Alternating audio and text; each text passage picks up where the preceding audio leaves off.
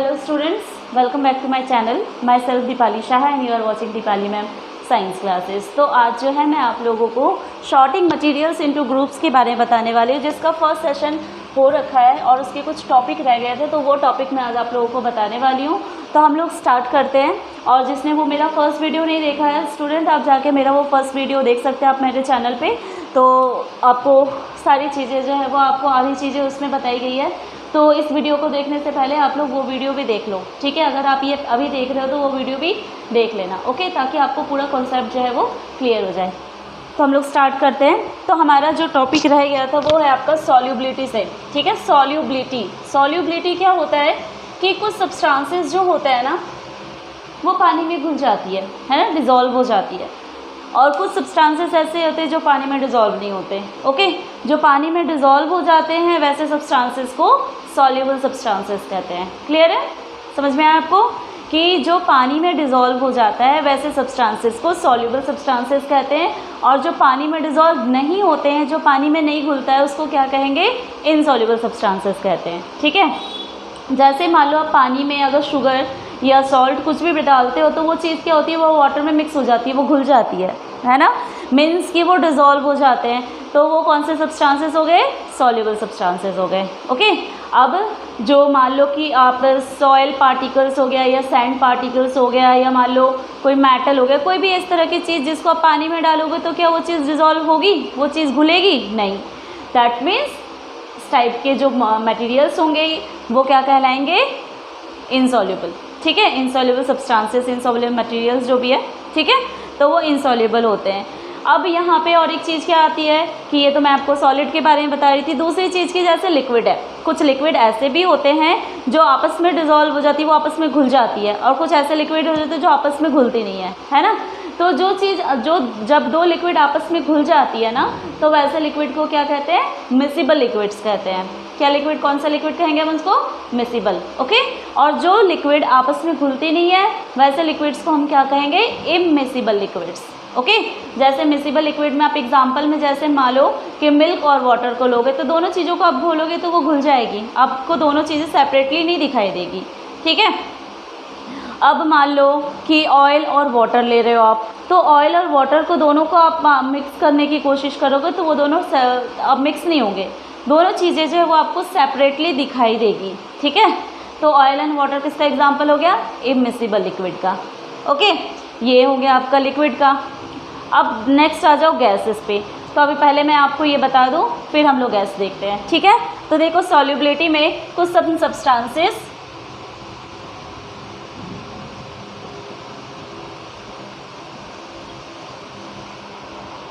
are dissolved in water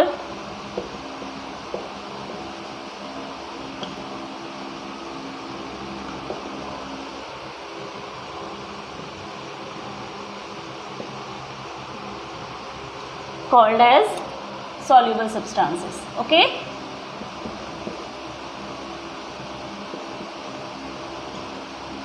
For example, salt, sugar, etc. Some substances that are not soluble in water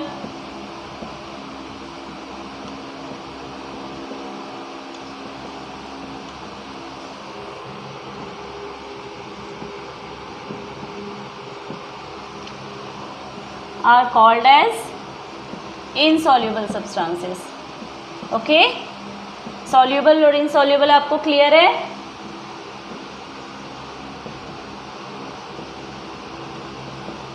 इसके example में क्या हो जाएगा? जैसे सैंड पार्टिकल्स हो गए, सॉइल पार्टिकल्स हो गया, ठीक है। तो ये सारे जो हैं वो इनसॉल्युबल है। हमें अगर हम कोई सॉल्यूशन बनाते हैं, अगर पानी में इसको मिक्स करेंगे तो दोनों चीज़ें जो है वो आपको इसके पार्टिकल्स जो होंगे वो दिखेंगे, बट इसमें आप क्या देखोगे कि अगर पानी में हम इसको मिक्स करते हैं तो इसके पार्टिकल्स हमें सीन नहीं होंगे, ठीक है। तो ये जो दो चीज़ों को यहाँ पे मिलाया जा रहा है वो दोनों चीज़ें मिलके क्या बना रही है? एक सॉल्यूशन को बना रही है, ठीक है। वहाँ पे क्या बनता है? सॉल्यूशन बनता है। मतलब सॉल्यूशन जो है ना वो कैसे बनता है? इसमें दो चीज़ें होती है। सॉल्यूशन किससे मिलके बनता है? एक होता है सॉल्वेंट ओके। और दूसरा क्या होता है, सॉल्वेंट के साथ यहाँ पे सॉल्यूट होता है। ओके, देखो अब सॉल्यूट क्या है और सॉल्वेंट क्या है, ये दोनों चीज़ें भी आपको आना चाहिए, है ना। तो देखो सॉल्वेंट क्या होता है, सॉल्वेंट होता है सॉल्यूशन में जिसका अमाउंट ज़्यादा होता है। ठीक है, कोई भी एक सॉल्यूशन बनाया जा रहा है, मान लो कि ये ग्लास है, इस ग्लास में हमने वाटर लिया हुआ है, इस वाटर में हमने थोड़ा सा शुगर डाल दिया। ओके, अब हम इसको जब उसको घोल देंगे, मिला देंगे, तो यहाँ पे ये क्या बन जाएगा, एक सॉल्यूशन तैयार हो जाएगा। ओके, अब ये देखो इस सॉल्यूशन में जिसका अमाउंट ज़्यादा है, अब यहाँ पे सॉल्यूशन में सबसे अमाउंट ज़्यादा किसका है, वाटर का। ठीक है, तो वाटर क्या हो जाएगा, सॉल्वेंट हो जाएगा। ओके, और जिसका अमाउंट कम होता है सॉल्यूशन में उसको कहा जाता है सॉल्यूट। ठीक है, तो यहाँ पे सॉल्यूट क्या हो जाएगा, शुगर। ठीक है ना, तो समझ में आ गया सॉल्वेंट क्या है, यहाँ पे सॉल्वेंट हो गया वाटर, और यहाँ पे सॉल्यूट क्या हो गया, शुगर, जो हमने यहाँ पे कम अमाउंट में, ठीक है, मिलाया था। जो ज़्यादा अमाउंट है वो सॉल्वेंट है, जो कम अमाउंट में है वो सॉल्यूट है। ओके, क्लियर है। तो ये सब्सटेंसेस और ये सॉल्यूबल सब्सटेंसेस और इनसॉल्यूबल सब्सटेंसेस हो गए। अब मैंने आपको मिसिबल और इमिसिबल लिक्विड्स के बारे में भी बताया था।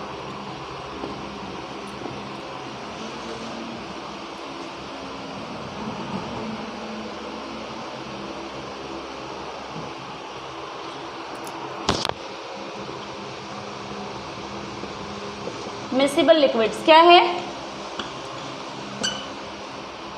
When a liquid dissolve in water. ठीक है, जब कोई लिक्विड वाटर में डिजॉल्व हो जाता है तो वो लिक्विड क्या होगा, मिसिबल लिक्विड होगा। फॉर एग्जांपल क्या हो जाएगा, जैसे यहाँ पे आप ले सकते हो मिल्क इन वाटर। ठीक है,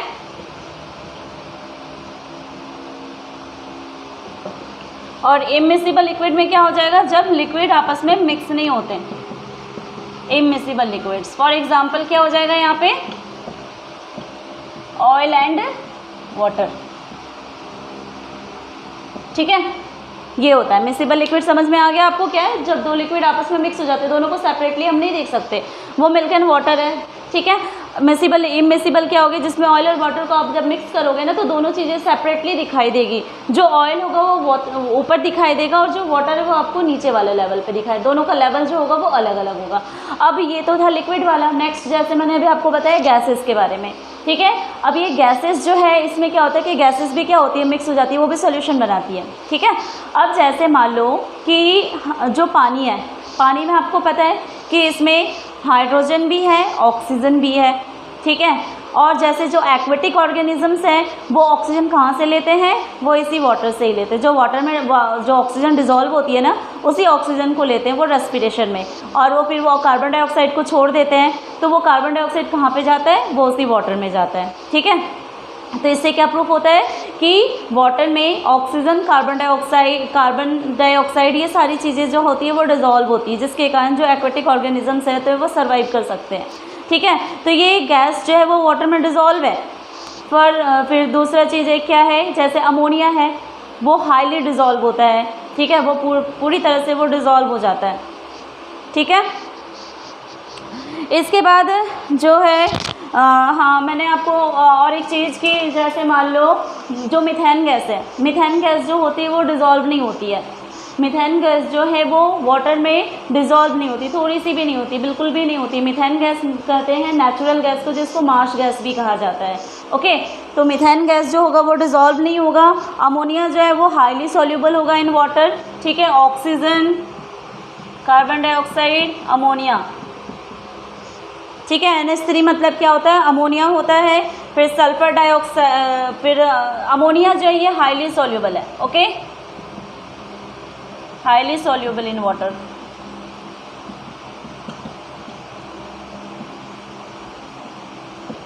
इसके बाद ऑक्सीजन हो गया, कार्बन डाइऑक्साइड हो गया, सल्फर डाइऑक्साइड हो गया, ये पार्शियली सॉल्यूबल होते हैं। पार्शियली का मतलब क्या होता है, पूरी तरह से नहीं, थोड़ी बहुत। ठीक है, पार्शियली सॉल्यूबल इन वाटर।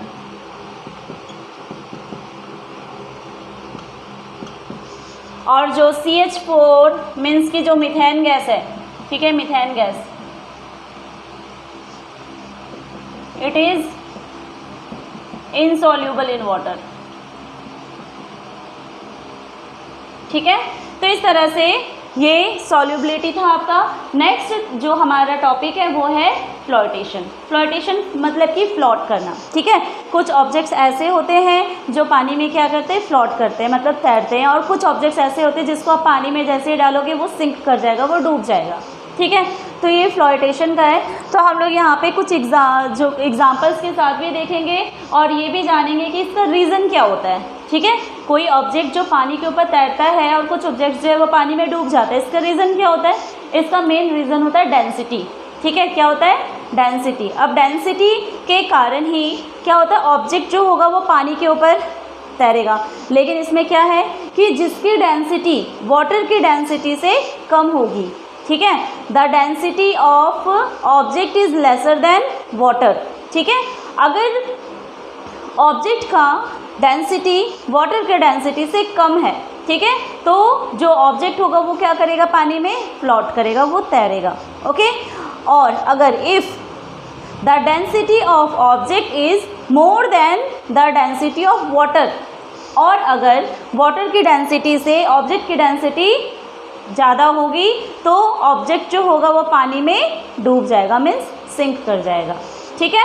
तो हम लोग यहाँ पे देखते हैं फ्लोटेशन क्या है।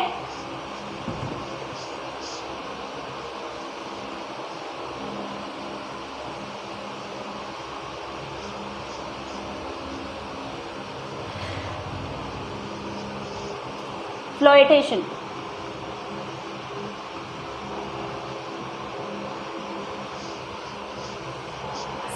some materials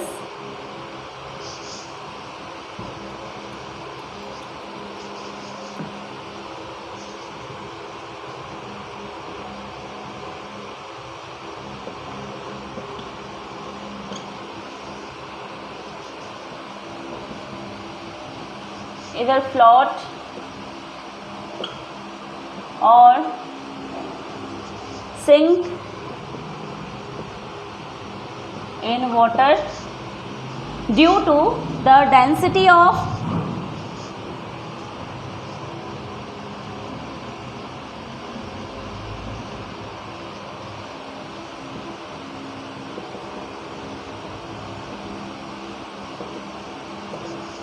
if the density of object is lesser than water,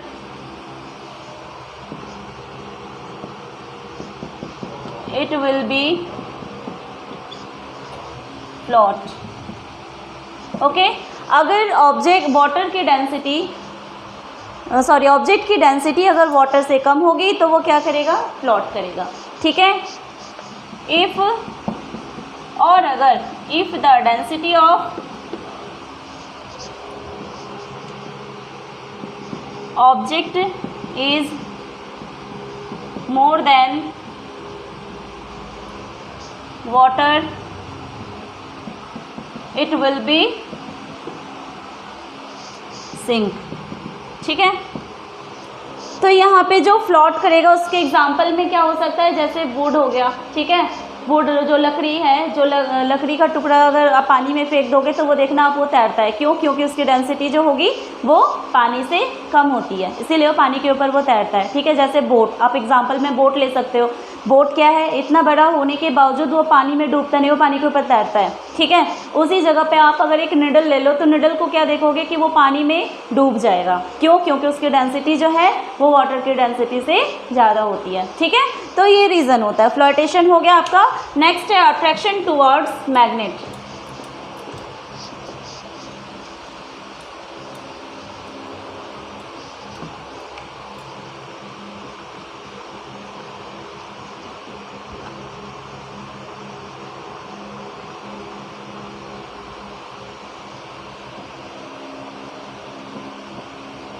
देखो, कुछ मटेरियल्स ऐसे होते हैं जो मैग्नेट की ओर अट्रैक्ट हो जाते हैं, ठीक है।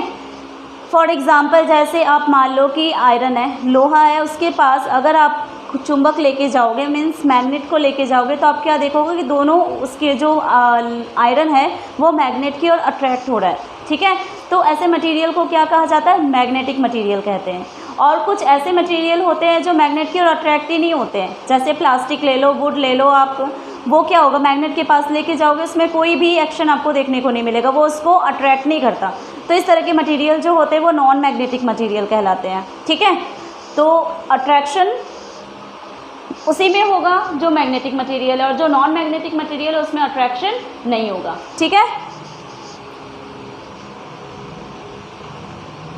some materials are attracted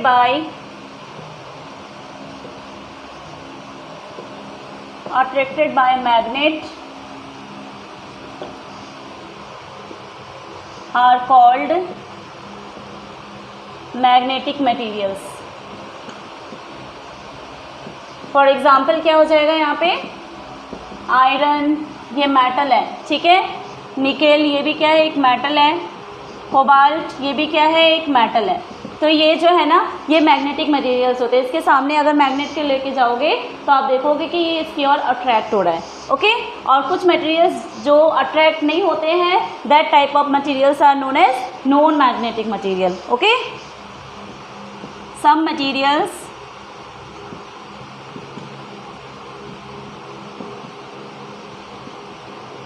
that are not attracted by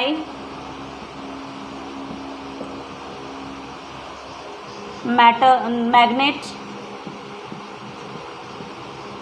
are known as non magnetic material। ठीक है,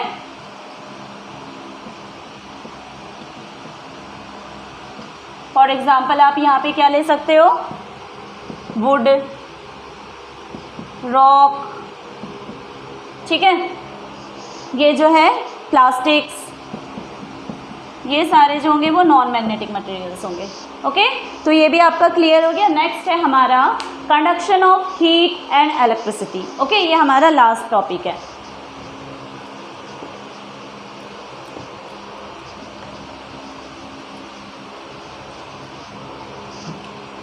conduction of heat and electricity. देखो, कुछ मटेरियल्स ऐसे होते हैं ना जो हीट को कंडक्ट करता है, ठीक है, जो हीट को कंडक्ट करता है, और कुछ मटेरियल्स ऐसे होते हैं जो इलेक्ट्रिसिटी को भी कंडक्ट करता है, उसमें से इलेक्ट्रिसिटी पास हो सकती है। ठीक है, तो वो good conductor of heat and electricity होते हैं।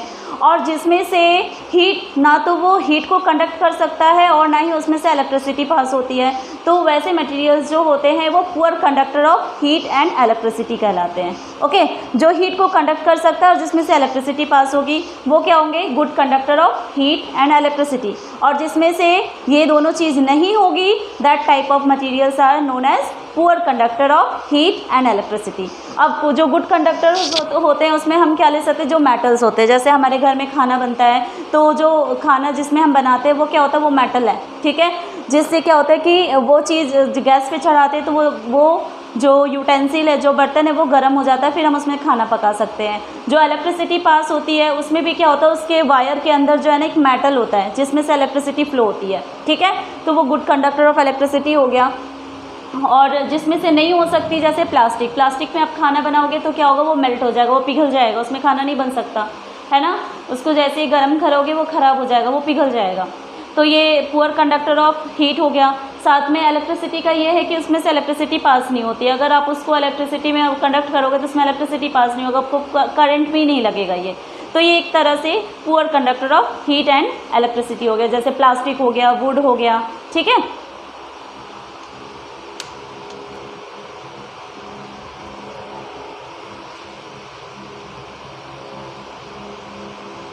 materials that conduct heat and electricity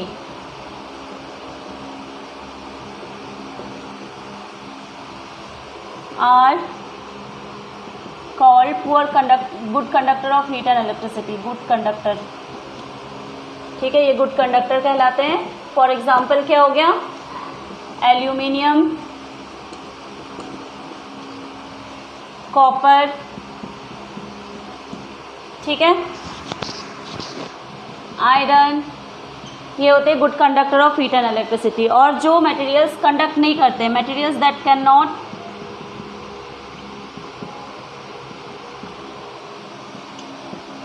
can't be able to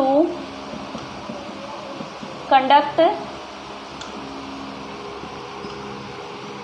heat and electricity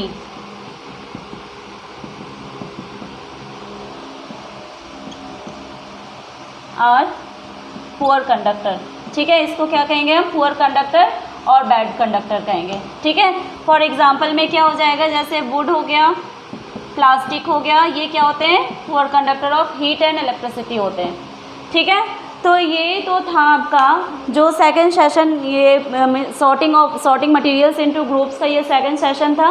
तो आई होप कि आप लोगों को पूरा चैप्टर जो है वो अच्छे से समझ में आ गया होगा। इसलिए जिसने ये वीडियो देख रहे हो, आप लोग वो फर्स्ट वीडियो भी ज़रूर से ज़रूर देखना, ताकि आपको अच्छे से समझ में आ जाए। ठीक है, तो आज का वीडियो जो है मैं यहीं पे एंड कर रही हूँ। और जिसको वीडियो अच्छा लगा प्लीज़ आप लोग लाइक भी करो, शेयर भी करो, और जिसने सब्सक्राइब नहीं करा है वो सब्सक्राइब भी करना, और कमेंट करके मुझे ज़रूर बताना कि आप लोगों को वीडियो कैसा लगा। ठीक है, और वीडियो में लाइक करना ना भूलना। ठीक है, जैसे आपको वीडियो पसंद आता है तो वीडियो ज़रूर लाइक करो। ठीक है, तो थैंक यू, मिलते हैं हम नेक्स्ट वीडियो में।